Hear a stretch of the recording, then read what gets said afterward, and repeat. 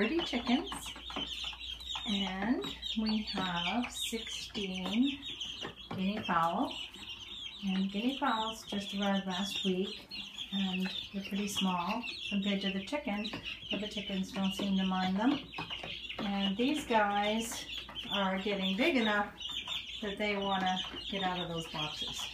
We have 10 to a box, but they move around, so sometimes there's 5 in a box and 15 in another box. So we're about to paint their coop today. It's all built, and we will get them out there as soon as we can. But they're very cute. So far they seem to be very nice birds. Nobody's very aggressive or at all aggressive, and I'm pretty happy. So until later.